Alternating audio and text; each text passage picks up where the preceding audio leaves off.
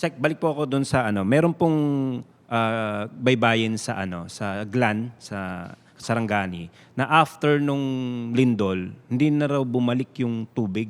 Yes. Ano po ang naging reason doon? Nakikita natin.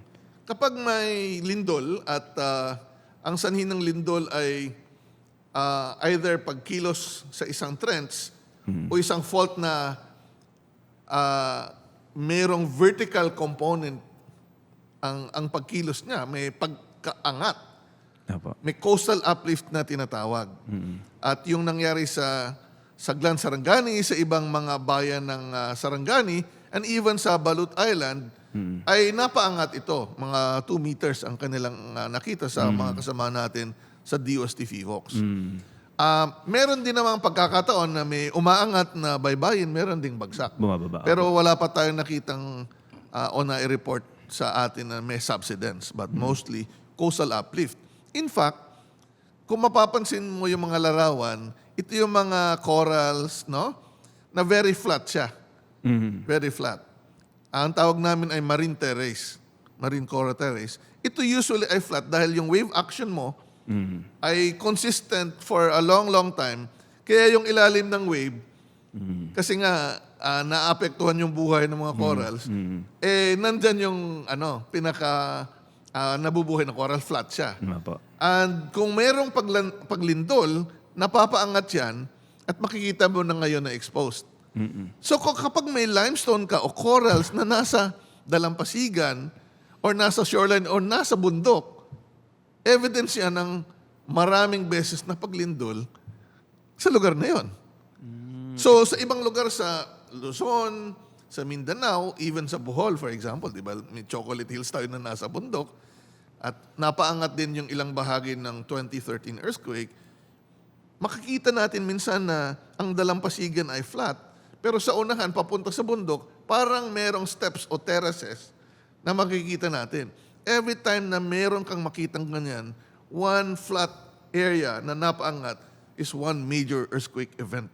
Kaya po pala Episode. may napapanood din ako, Sek, na documentary na may nakikita minsan shell Yes, sa taas. sa bundok. Yes. Ibig sabihin, dati galing sa dagat yun na umangat lang ng umangat Yes. full time. Kunyari, hindi naman shell, siya mabuhangin, pero yung lugar mo ay parang steps. Like sa La Union, sa Ilocos makikita mo mga shells, no? Minsan din sa La Union. Ibig sabihin, may mga episodes na malakas ang lindol at napapaangat. In fact, iyan naman yung istorya ng Pilipinas. Marami tayong mga bato na nasa ilalim ng dagat na nasa taas na. Ang example dyan ay corals o limestone, pero meron din tayong mga volcanic rocks na nasa ilalim ng dagat na nasa ibabaw na. Napaangat din dahil sa mga paglindol.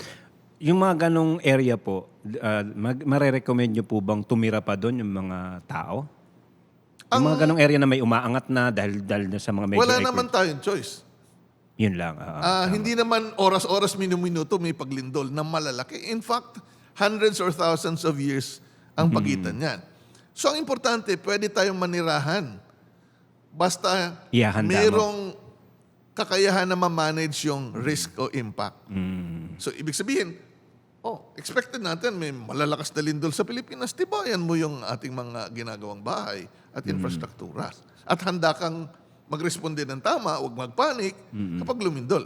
So parang naisip ko po tuloy, Sek, yung bansang Japan eh. So doon ganun lang din tayo. nag-adapt sila I mean, doon. ang bansang Pilipinas, ang description ko nga sa Pilipinas, maraming magagandang tanawin. We have very beautiful landscape. We have volcanoes. We have chocolate hills. We have mountains. We have rivers. Lahat ng yan ay nakaranas ng mga panganib kung bakit sila napaganda. Ang storya ng Beast and the Beauty or Beauty and the Beast. So, yung mga panganib na yan, hindi yan oras-oras, taon-taon, tuloy-tuloy na nangyari. From time to time, may malalakas na episode, kaya nating mabuhay ng ligtas at payapa. Kahit dumating yung mga yan, as long as hinahanda natin ang ating tinitirhan, mga infrastruktura natin, at ang ating mga sarili. Kung maninirahan ka sa Pilipinas, dapat kasama na yan talaga sa i-consider mo ng buhay mo buhay yan. na paghahanda. In fact, kapag may nagtatanong nga sa akin, saan pwedeng makaranas ng lindol, kunyari, taga-ibang bansa, punta ka dyan sa Southern Mindanao. Na Jensen area nga sinasabi ko kasi madalas maraming maliliit na earthquake dyan. Dahil maraming fault sa unahan niya, when nangyari yan ng 2019, di ba, sunod-sunod. And then yung Cotabato Trends at iba pang mga offshore faults na nasa sa south side ng Southern Mindanao, sa karagatan, papuntang Indonesia, na nag-generate ng earthquake from time to time. Madalas talaga dyan. So sanay sila, ang issue na ngayon is, sanay ka ba o ready ka ba sa malalakas na lindol o matataas ang magnitude na lindol?